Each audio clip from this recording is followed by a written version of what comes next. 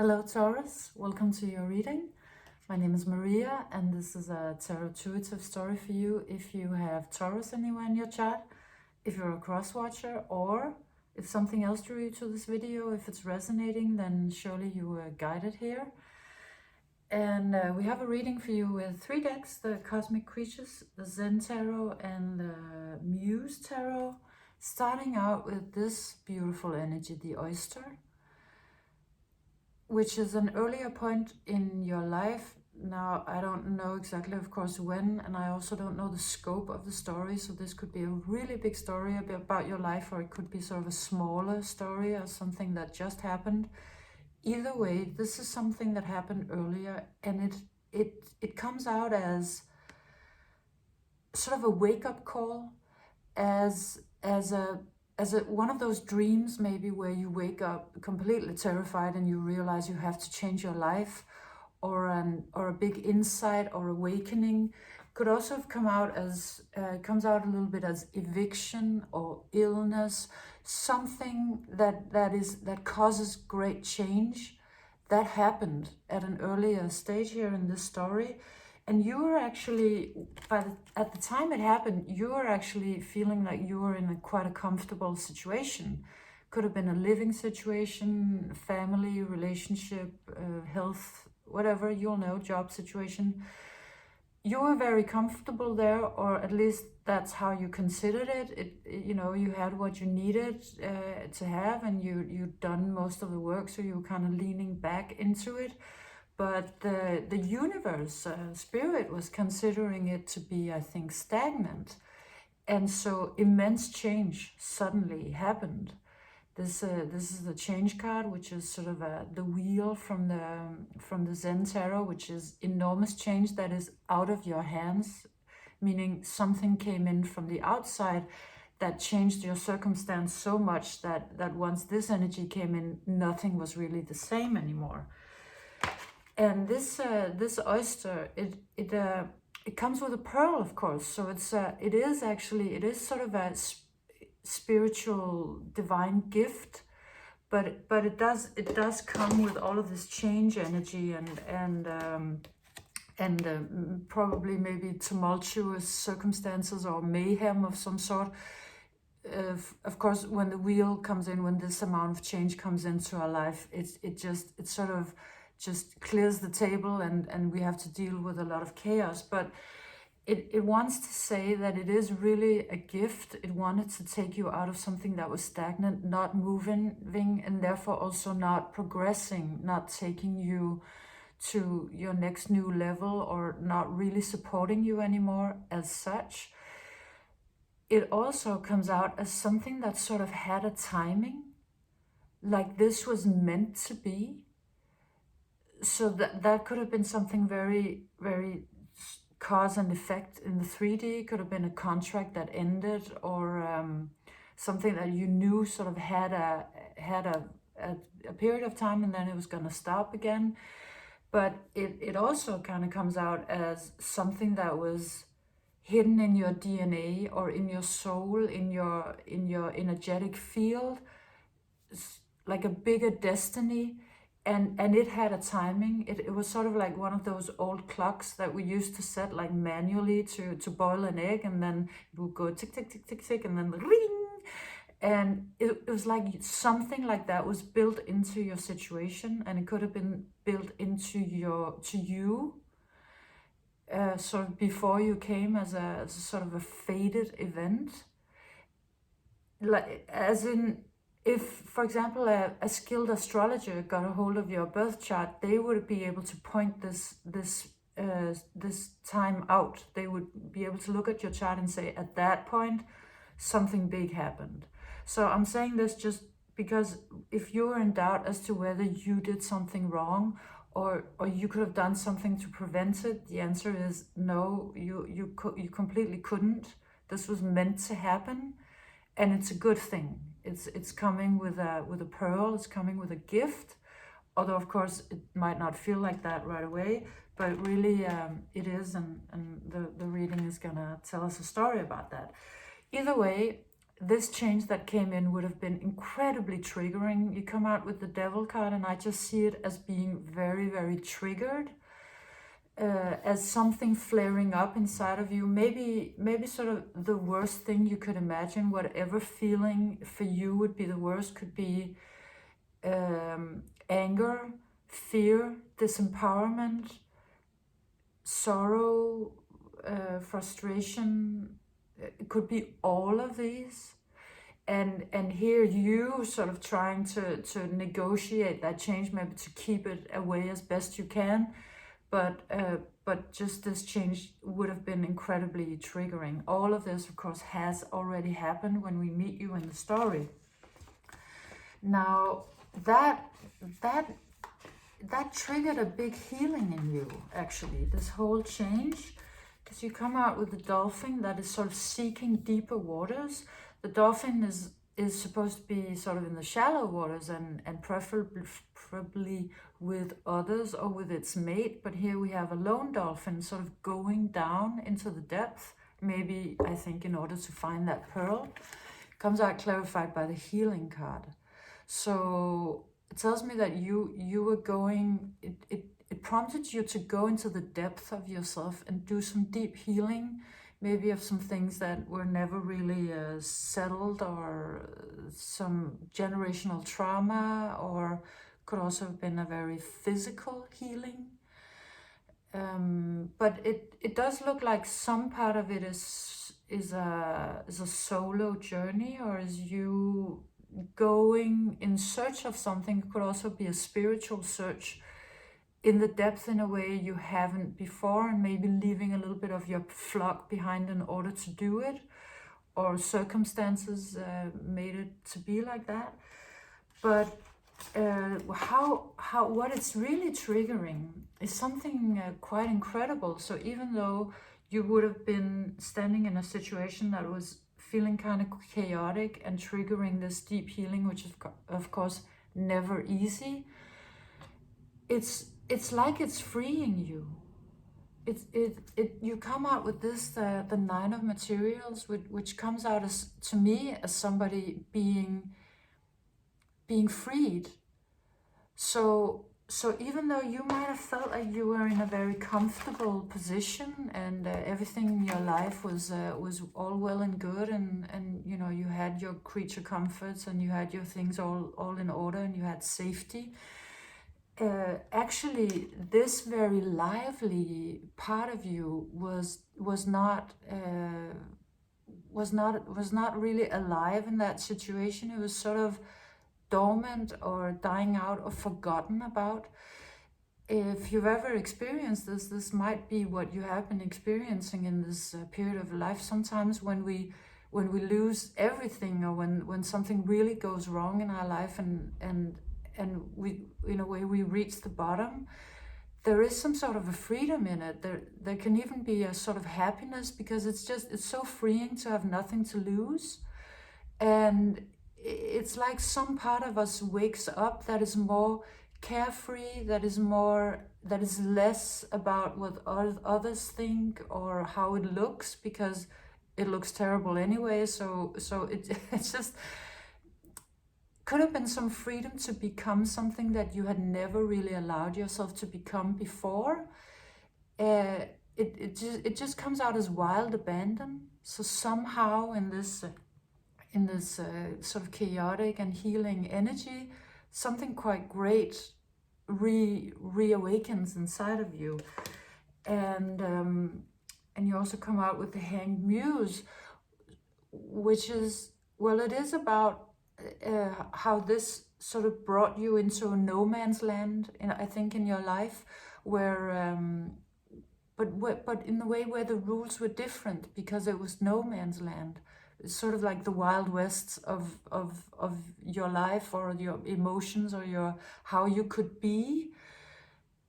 So this one, it is both in a way sort of because the Hangman speaks about a period of time that's the in-between, but it's also like you were doing some quite fabulous acrobatics in that in-between, that you've been doing something quite stunning, incredible, and maybe out of character for you, maybe a little more wild or free than you would normally be. And that is really one of the things that this pearl is wanting to bring you. It wanted to shake you up, to make you remember that you're more than just that you're more than comfort. You know, you are these things as well. You're this freedom, you're this lightness, this mastery, and maybe a wild part of yourself that you you didn't know that was important, or for that to have room, or you didn't know how, or you've forgotten. Anyways, it wakes up. and so in this process, there has been, probably still is, another energy. So this could very well be another person, or it could be could be an illness. Again, this is something you already know if it's there, or like an old debt, or some circumstance that you can't get around in a way. It's just, it comes out as something like this, you know, that fly that you can't get it out of your room, and you can't ever catch it, and it just keeps on being there, and it's in a way it seems like a small thing, but this is a really big fly, and it just I think it's kind of slightly driving you crazy, or it certainly tries to, in a way. It's really something that you can't get rid of, and it seems like a small thing, but it's really a big thing. But that nuisance, or that thing that you can't really get rid of, is actually the road to success. It is honing you, or it is somehow pushing you into success. So whatever this is that is unwanted in your life, and or irritating, or just it could be like that problem that you're trying to solve, is really the thing that is creating, well, out of you, I think, and out of your life, the just sort of preparing the ground for success, let's say, because it really is there to make you reach a new higher level.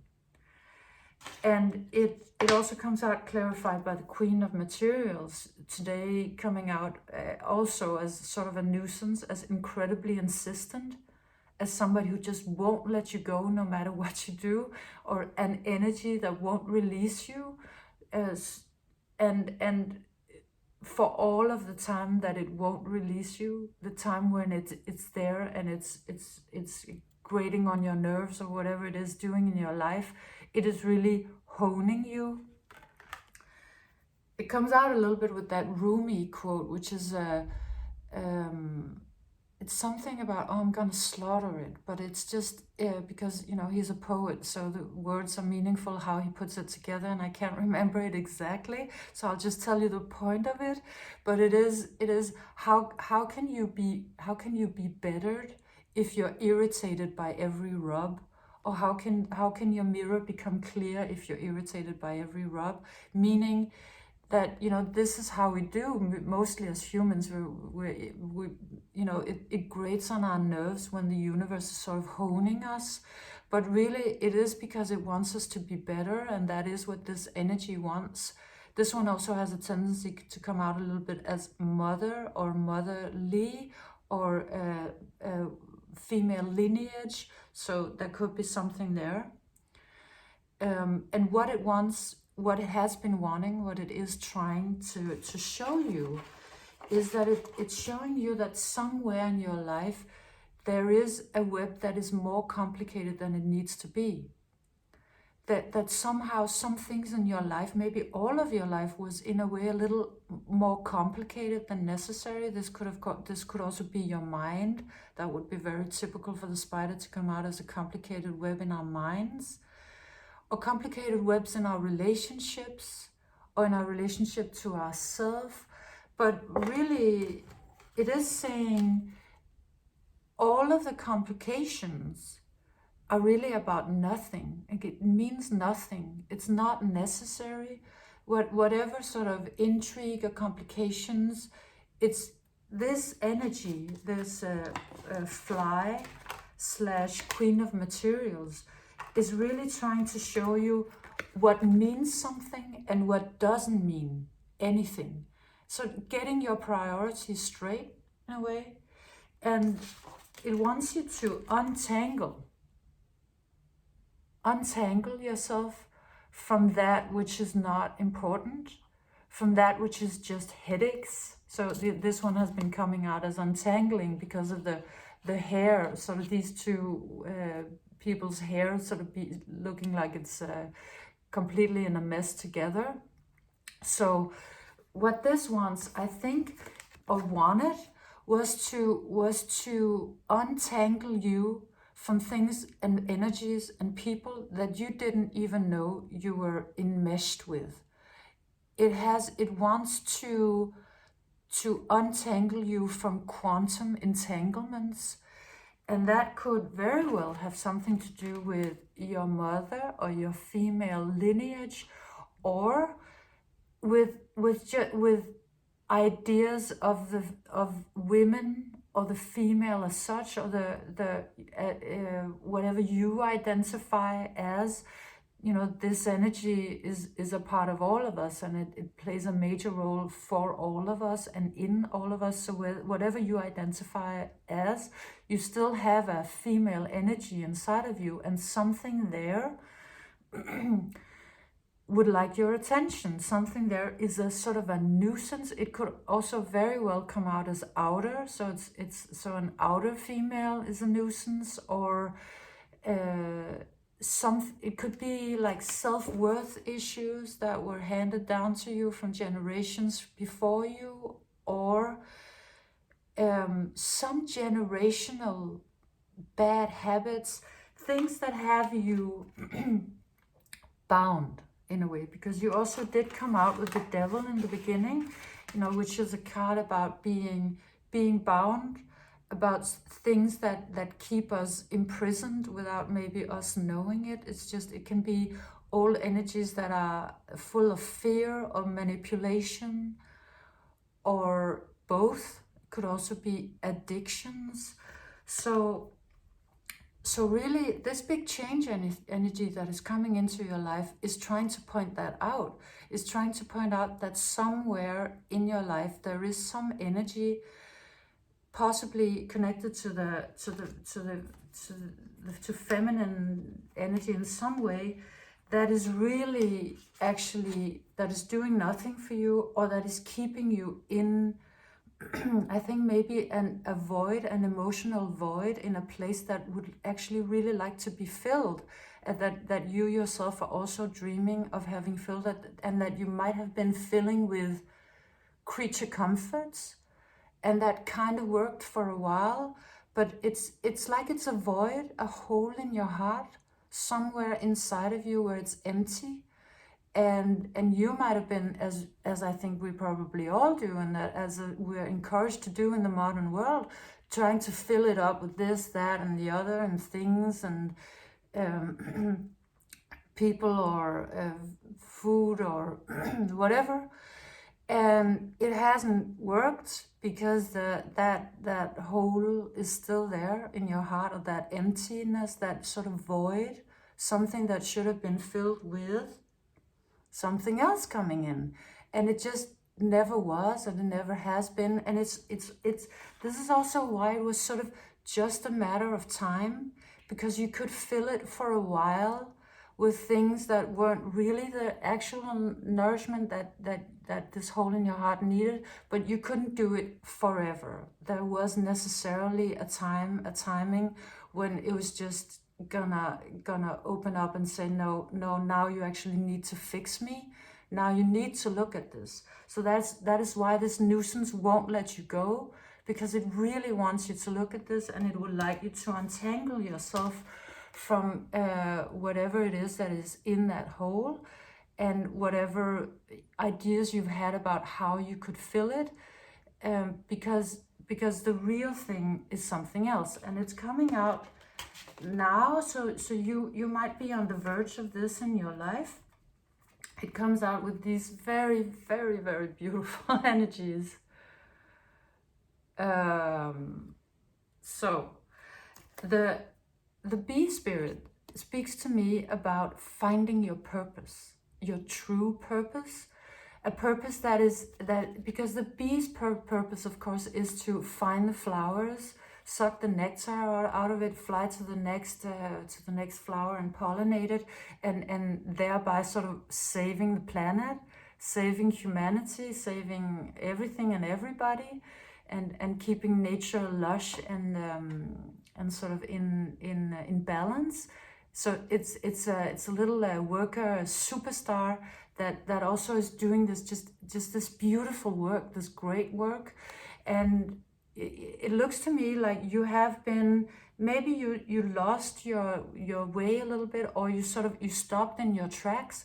Either way, this change that has been happening in your life wants to take you to your true purpose, to the absolutely most beautiful thing you can do, which could be very well a spin-off of what you were already doing, but sort of revitalized, not stagnated, but just way much more sort of new and vital and renewed and technicolor. So it's really about finding your purpose. This is what Spirit would like you to do. So if you don't know what your purpose is, Spirit is inviting you to go on a vision quest, or start asking questions about that. What is your true purpose? How can you serve, if that's a question that makes sense to you to ask? Or, how can you best express yourself in the world? How, somehow start asking some of these questions, because those are actually the right questions to ask at this point, because that is what that change has been wanting. And then ending your reading with the Lovers, which I think is just, first of all, this card is really beautiful, and it's just such a stunning energy, because it's like that was what this wanted. It was like a timing, a timing thing, like, no, don't beat about the bush anymore, because big love wants to come in. And that big love can, of course, take many shapes. It could be, your purpose, but it could very easily also be your mate, your soulmate, your twin, if that's a term that you like to operate with. But certainly this just really comes out as love, just beautiful, and the Lovers. So it's what this change is actually doing with you, is that it's taking you to purpose and love. And if you haven't arrived here yet, if you're still sort of dealing with this complicated web, this reading just wants to tell you, but that is where it's going, that is what it's doing, and it won't be long at this point. And it also looks to me as though as soon as you find your purpose, that other flower arrives. So it's sort of like a small timeline. So find out what it is that you're supposed to be doing, and then this follows. So it is sort of like this, this already is going to be so purposeful and so fulfilling in itself. And then this is going to just arrive and give all of it such a beautiful glow. And it will make sense to you why this change had to happen, because all it wants to do is just bring you to absolute beauty. And if you're not sure how to do it, it's really saying, go on a vision quest. Like, you can do this in your own house, just ask some questions and sit with it. Of course, you can do it as a whole thing. You can go on an actual vision quest. That might not at all be necessary. It can also just be open yourself to receiving visions. Ask and stay open, because the universe really wants to take you there. And it'll be so much easier for you to stay open now that you know that it wants to take you to this beauty. Yeah, so gorgeous. This was your reading, Taurus. I hope you enjoyed it, and thank you for being here. If you like the reading, please let me know. I'm always really happy to read your comments or get your likes. And yes, so thank you, and I'll see you next time. Bye.